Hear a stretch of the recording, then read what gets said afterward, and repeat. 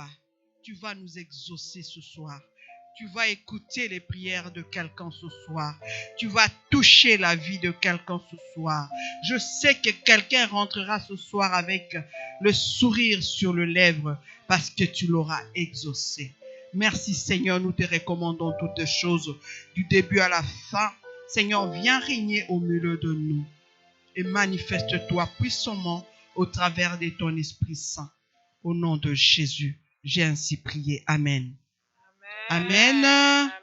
Que le nom du Seigneur soit béni, que le nom du Seigneur soit glorifié. Avant de commencer, j'aimerais dire merci au pasteur pour le choix qu'il a fait pour que je puisse vous apporter la parole ce soir.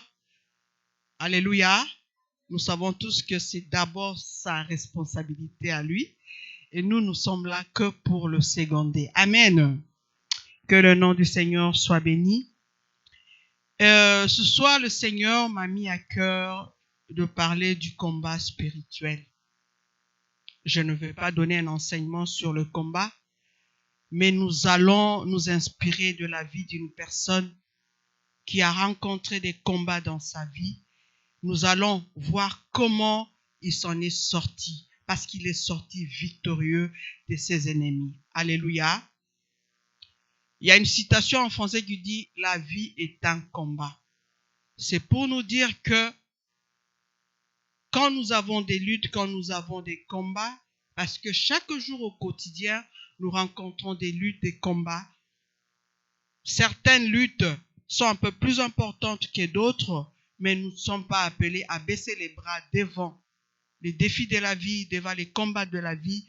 Nous sommes appelés à nous battre jusqu'à avoir la victoire, jusqu'à avoir la solution, jusqu'à ce que notre lumière pointe à l'horizon et que nous glorifions le Seigneur et que nous disions c'est l'Éternel qui est Dieu. Amen.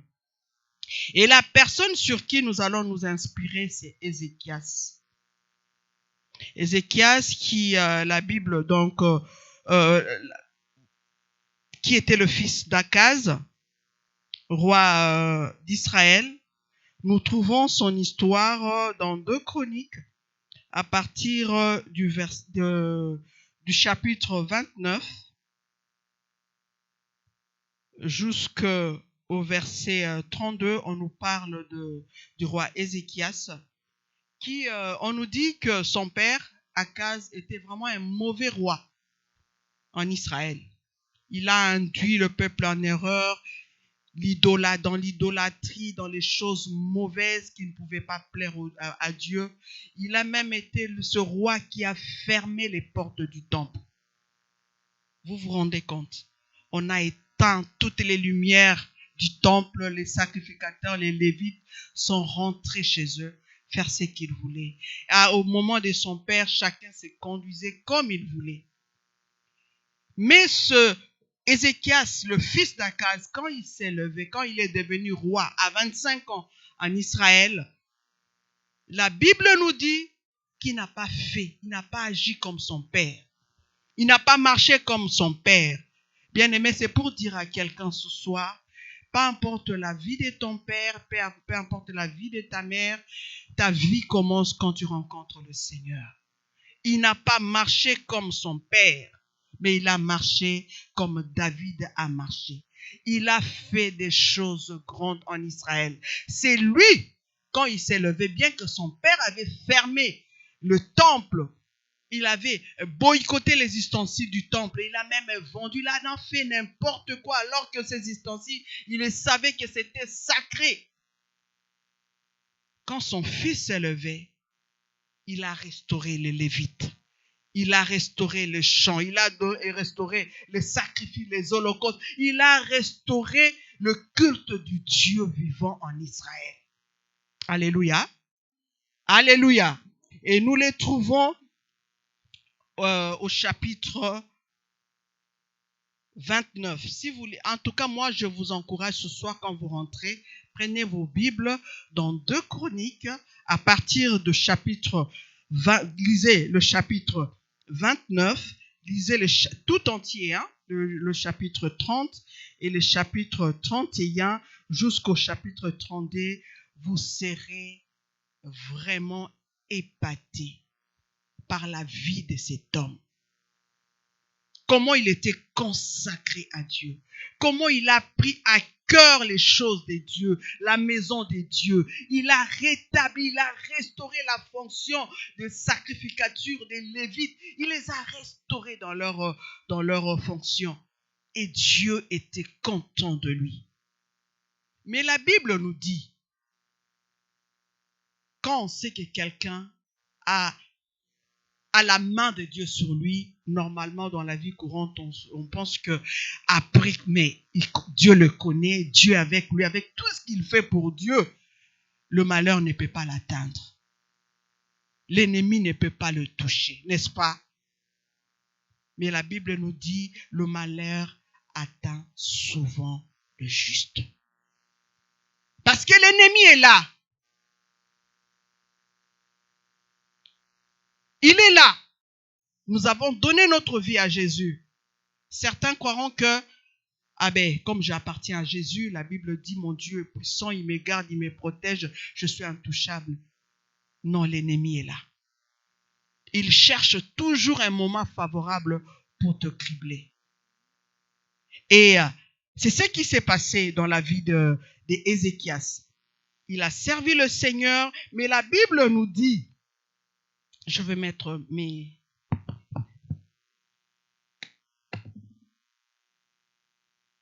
Prenez 2 Chroniques, chapitre 32. Après avoir tout ce qu'il a fait pour le Seigneur, la Bible nous parle, au chapitre 32, l'intitulé est « Invasion de Sennacherib, roi d'Assyrie ». Au verset 1, on nous dit « Après ces choses et ces actes de fidélité, parut Sennacherib, roi d'Assyrie, qui pénétra en Juda et assiégea les villes fortes dans l'intention de s'en emparer. » Et qu'est-ce qu'on nous dit? Quand Sennacherib se levait dans la vie d'Israël, dans la vie d'Ézéchias, au verset 2, on nous dit, Ézéchias, voyant que Sennacherib était venu et qu'il s'est proposé d'attaquer Jérusalem, il n'a pas dit, on ne nous dit pas qu'il s'est mis à pleurer. On ne nous dit pas qu'il a commencé à se plaindre. Moi qui sers le Seigneur, avec tout ce que je fais pour Dieu, avec tout ce que je fais en Israël, comment est-ce que Dieu peut permettre à Sennacherib de venir attaquer Israël? Dieu ne peut pas permettre cela. Il n'a pas dit cela. Alléluia. Alléluia. Dans ta vie, ne sois pas dans les rangs des plaintifs. Ne sois pas dans les rangs des pleurnichards.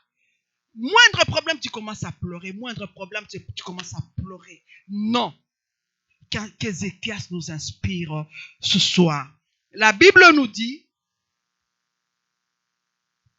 dans Ézéchias, au verset 2, Ézéchias voyant, comme je venais de le lire, voyant que Sennacherib était venu et qu'il s'est proposé d'attaquer Jérusalem, la première chose qu'il a fait, c'est quoi?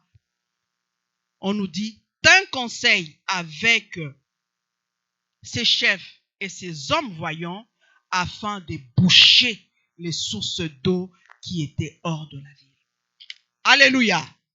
La première chose, il n'est pas parti se plaindre, mais il dit à tous ces vaillants, nous allons boucher les sources. Alléluia. Pourquoi? Pour que même quand vous suivez, on va lire aussi le verset suivant. La première chose qu'il a fait quand le combat se levait dans sa vie, il dit, afin de boucher les sources d'eau qui étaient hors de la ville, et ils furent de son avis. Une foule de gens se rassemblèrent et ils bouchèrent toutes les sources et les ruisseaux qui coulent au milieu de la contrée. Pourquoi, disait-il, les rois d'Assyrie trouveraient-ils à leur arrivée des eaux en abondance? Alléluia. Il a bouché les sources. Ça, c'est la première chose. Et comment pouvons-nous l'appliquer dans notre vie? Quand le combat se lève dans notre vie, nous n'avons pas à pleurer. Nous n'avons pas à pleurnicher. Nous n'avons pas à avoir peur. Mais la première des choses, c'est de boucher les sources de nos vies.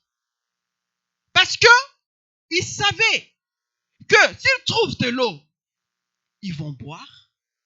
Ils vont faire boire les chevaux, les chameaux, tout ce qu'il avait. Et il allait encore trouver de la force. Parce que l'eau, c'est la vie. Ils allaient trouver de la vigueur pour entrer et combattre.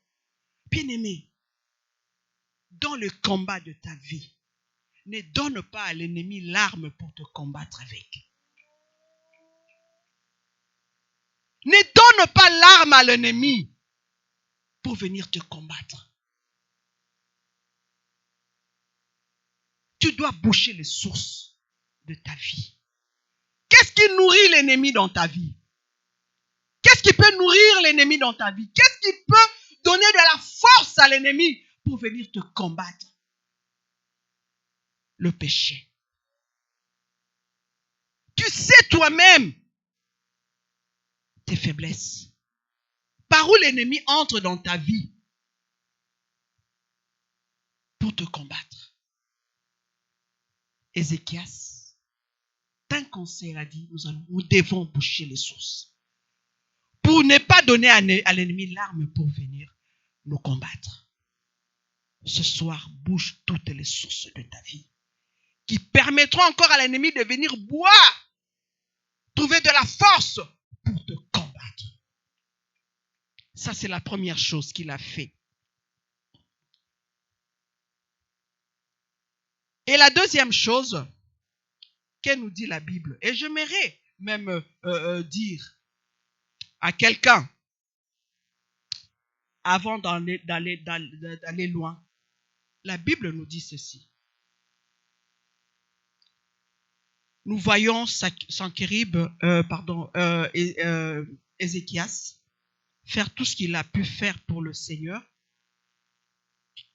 Mais dès qu'on lui dit que Sanchérib était là, il n'était pas distrait. Tout de suite, il a tenu conseil. La Bible nous dit, dans 1 Pierre 5:8, soyons sobres, veillez.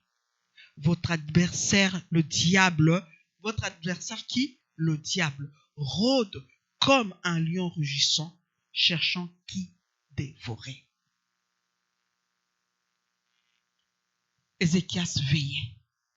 Voilà pourquoi il était prompt dans la réplique. Mais si tu ne veilles pas, comme les vierges folles qui sont partis dormir, ils n'avaient pas tout, mais pour eux, non, je sommeille, je dors. Mais quand on dit le roi est là, la bénédiction est là, ils commencent à chercher. L'huile, les lampes, où sont nos lampes? L'huile, on n'a pas l'huile. Est-ce que vous pouvez nous en donner? Nous devons veiller. Veiller. Veille sur ta vie. Veille sur ta maison. Veille sur ta vie de prière. Veille sur ta lecture de la parole de Dieu. Veille sur tout ce que tu sais que l'ennemi n'aime pas dans ta vie. Veille sur ça pour lui faire encore très très mal.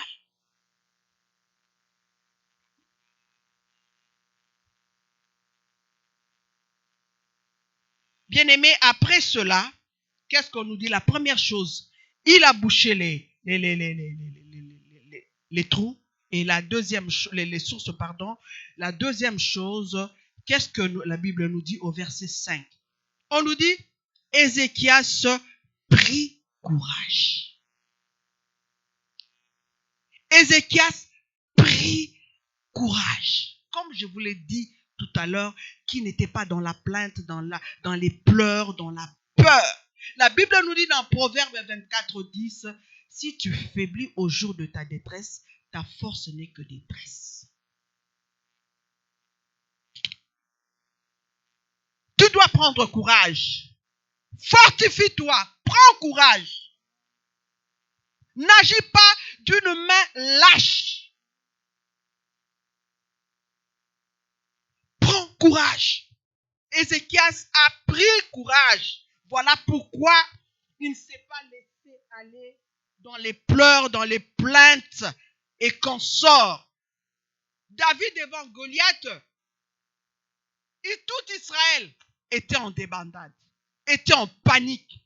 Mais quand David s'est levé, qu'est-ce qu'il a dit? Qu'est-ce qu'il a dit à Goliath? Tu viens devant moi. Il était courageux, ce jeune homme. Parce qu'il savait avec qui il était. Il savait en qui il avait cru. Il savait qui combattait avec lui au quotidien.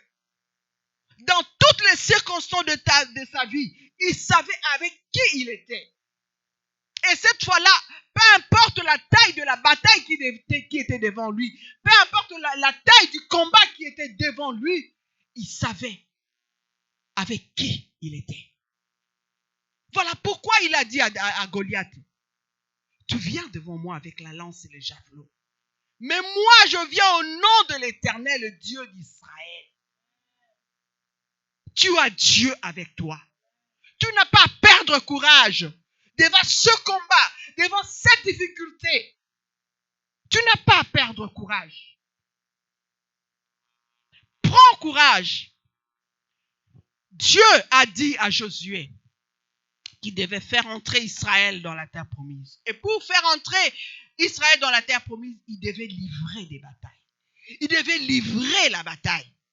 Qu'est-ce que Dieu lui a dit? Fortifie-toi et prends courage. Je viens dire à quelqu'un ce soir, prends courage. Ne sois pas abattu.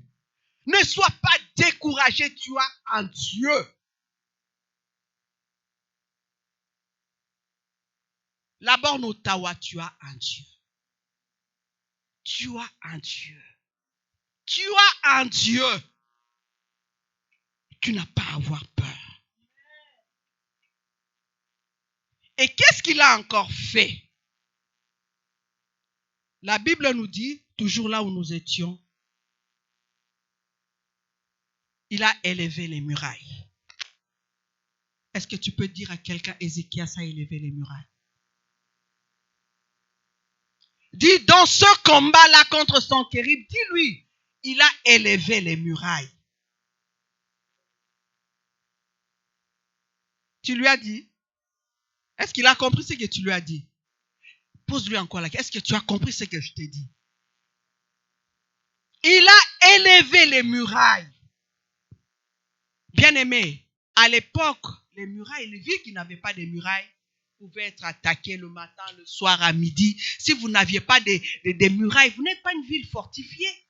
Une ville fortifiée devait avoir des murailles, comme Jéricho. Qui pouvait entrer? On nous dit qu'il était barricadé. Jéricho était bien protégé à cause de sa muraille. Est-ce qu'il y a une muraille dans ta vie? Est-ce qu'il y a une barrière? Une barrière dans ta vie? Est-ce qu'il y a des limites dans ta vie? Est-ce qu'il y a des limites dans ta vie? Est-ce que tu sais qu'est-ce que tu dois faire et ce que tu ne dois pas faire? Est-ce que tu sais là où tu dois aller ou est-ce que tu ne dois pas aller? Est-ce que tu sais ce que tu dois dire et ce que tu ne dois pas dire? Est-ce que? Élève la muraille.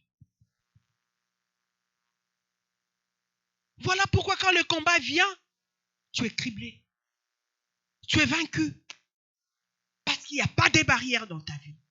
Le diable, quand il te voit, tu es transparent. Il a érigé, cette muraille pour empêcher qu'il y ait des fissures, qu'il y ait des portes d'entrée. Est-ce que l'ennemi, si l'ennemi vient dans ta vie ce soir, il n'y a pas une porte d'entrée quelque part? Comment tu vas vaincre quand il y a des portes d'entrée dans ta vie?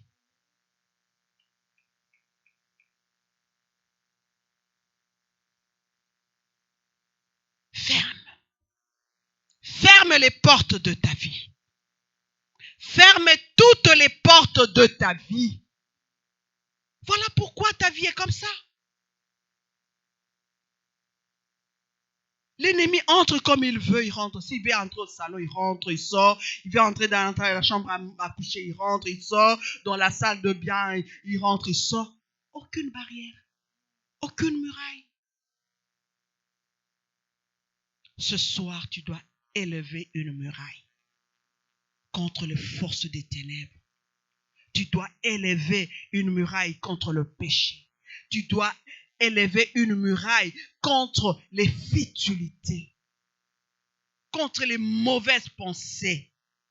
Tu dois élever une muraille dans ta vie. Dans ce combat où tu es, où l'ennemi vient t'injecter des pensées pour te dire que tu n'es rien, tu ne peux rien, tu ne comprends rien. Toi, tu es la dernière, tu es le dernier, tu ne vaux rien. Il faut ériger une muraille. Comment il a érigé cette muraille? C'est ça le problème. Il a élevé cette muraille en proclamant le nom de l'Éternel. Alléluia. En proclamant le nom de l'Éternel. J'aimerais que nous lisions cela. Au verset 7, on nous dit, fortifiez-vous et ayez du courage. Ne craignez point et ne soyez point effrayés devant le roi d'Assyrie et devant toute la multitude qui est avec lui. Car avec nous, il y a plus qu'avec lui. Avec lui est un bras de chair. Et avec nous, l'Éternel notre Dieu, qui nous aidera et qui combattra pour nous. Le peuple eut confiance dans les paroles d'Ézéchias, roi de Juda. Quand il a dit ces paroles, le peuple a pris courage. Il s'est fortifié. Il a érigé une muraille.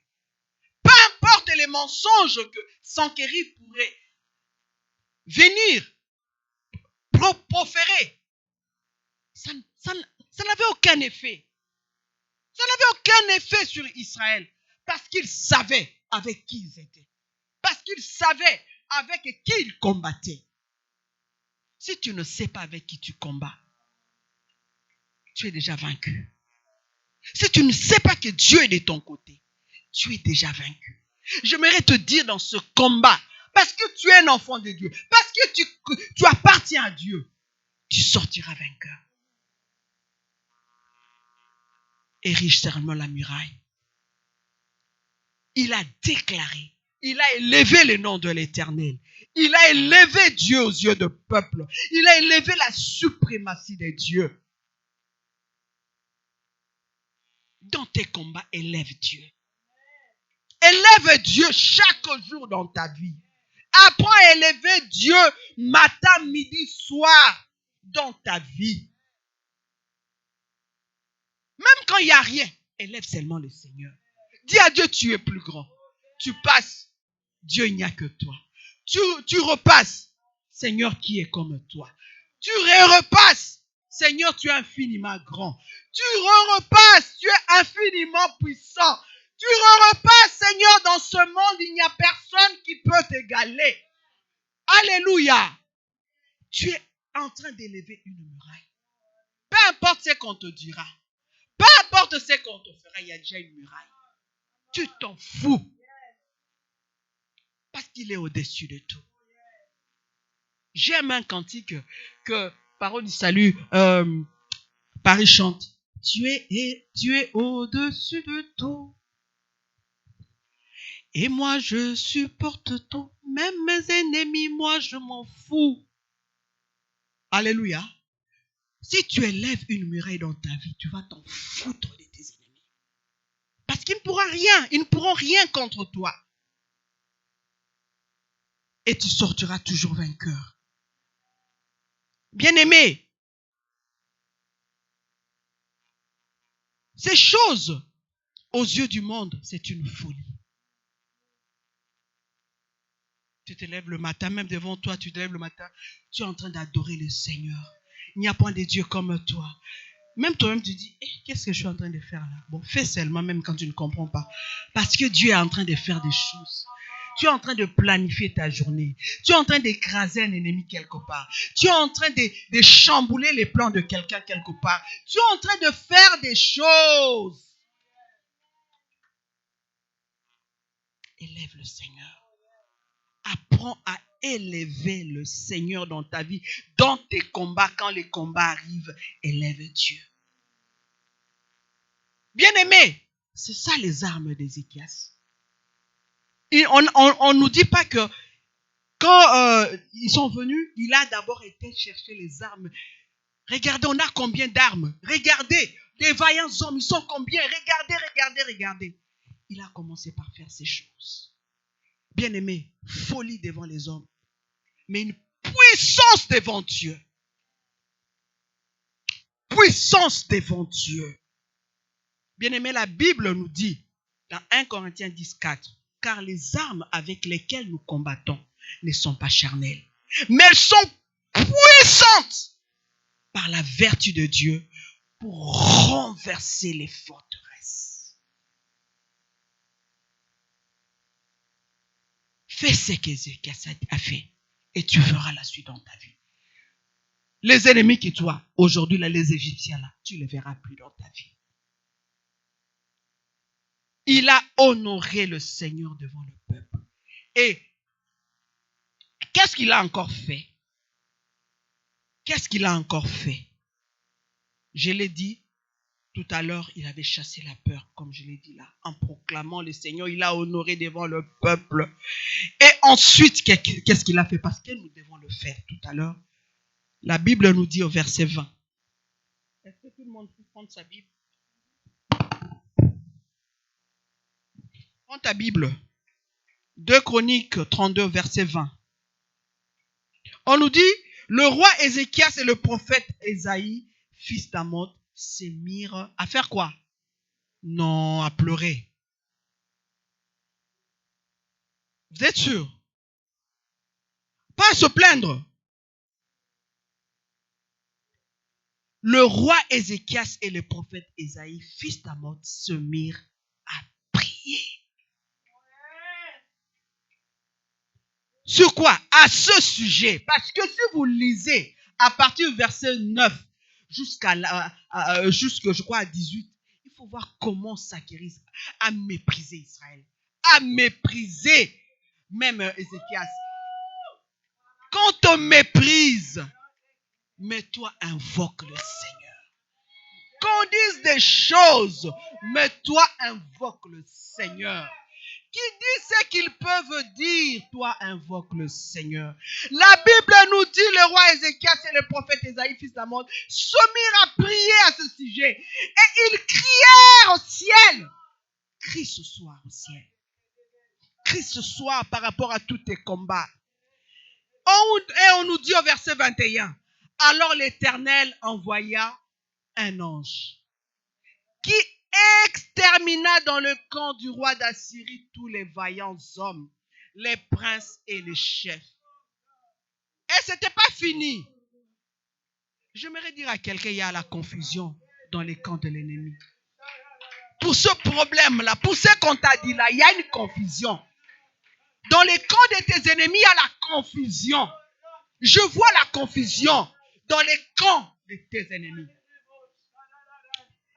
On nous dit alors, l'Éternel envoya un ange qui Dieu va exterminer tes ennemis. Toutes tes paroles là qu'on t'a dit, tous les desseins de l'ennemi, tout ce qu'on t'a dit là qui te fait peur, l'Éternel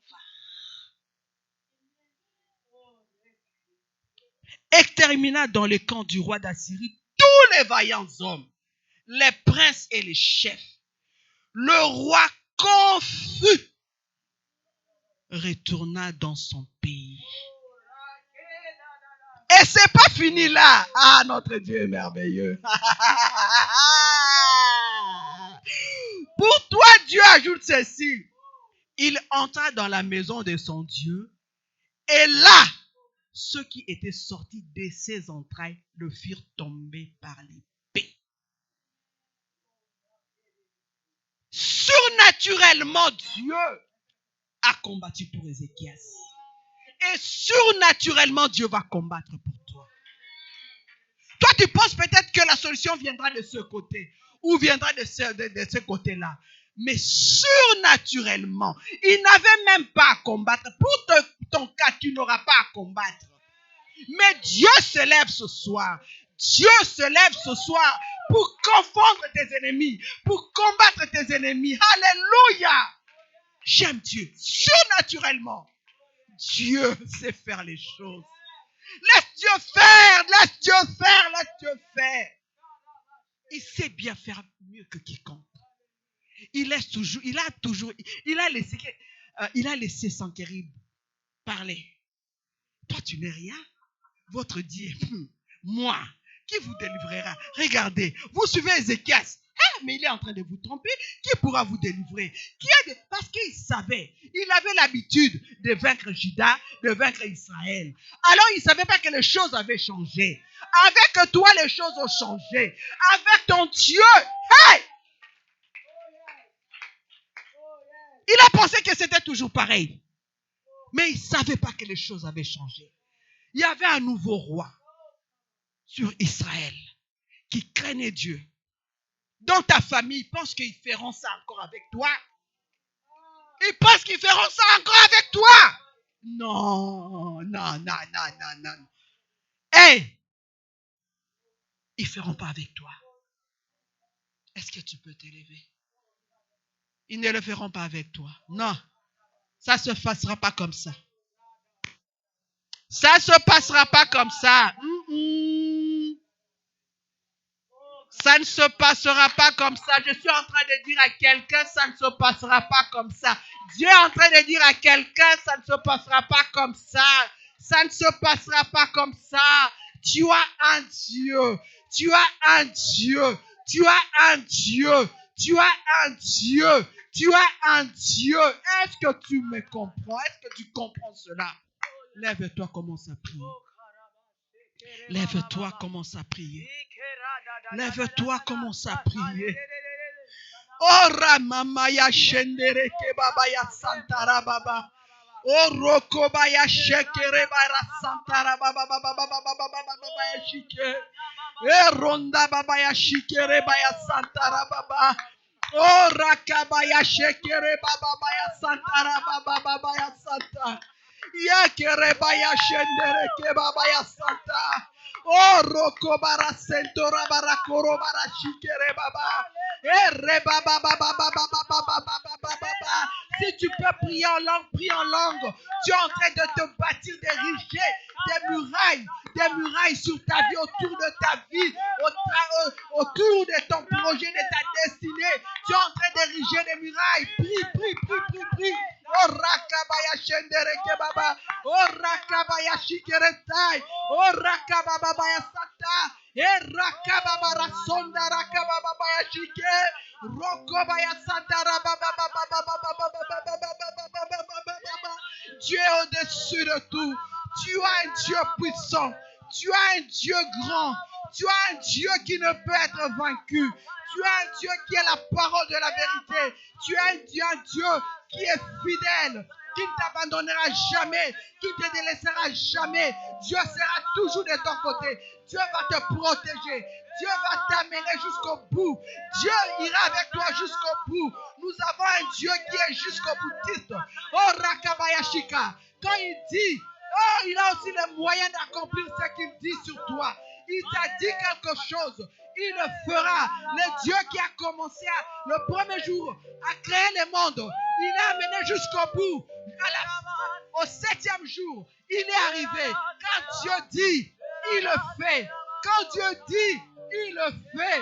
Quand Dieu dit, il va jusqu'au bout. Quand Dieu dit, oh rakabaya shekere baba baba baba baba. Et rokabaya santara baba ya sheke. Oh rakabaya shekere baba. Oh rakamara sandara baba baba ya shike. Oh rakabaya sentere baba baba baba baba. Oh Roma mama, tu n'es pas un homme pour mentir.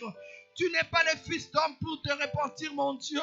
Ireke baba ya shikere baba. Orada bareshendereke baba. Yendereke baba yashikerestai.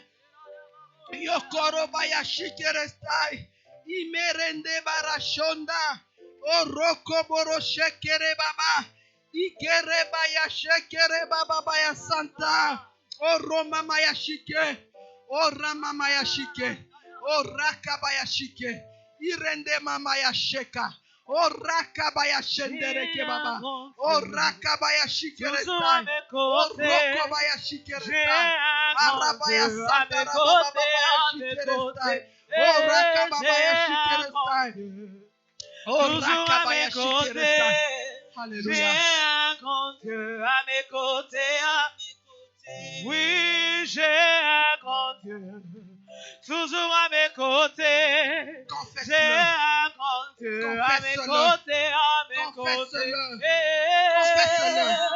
Proclame-le. Proclame-le. Confesse-le. Et que l'ennemi l'entende. Que tes ennemis l'entendent. Que le diable l'entende. Que ton problème l'entende. Que tu as un grand Dieu. Alléluia. Dis-le. Confesse-le.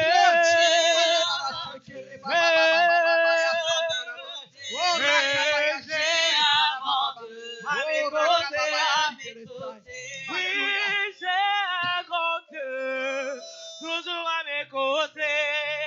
J'ai un grand Dieu à mes côtés, à mes côtés. J'ai un grand Dieu, j'ai un grand Dieu à mes côtés, à mes côtés. J'ai un grand Dieu à mes côtés, à mes côtés, à mes côtés. Oui, j'ai un grand Dieu à mes côtés, à mes côtés. J'ai un grand Dieu à mes côtés, à mes côtés. J'ai un grand Dieu à mes côtés, à mes côtés. Oh, j'ai un grand Dieu à mes côtés, à mes côtés, à mes côtés.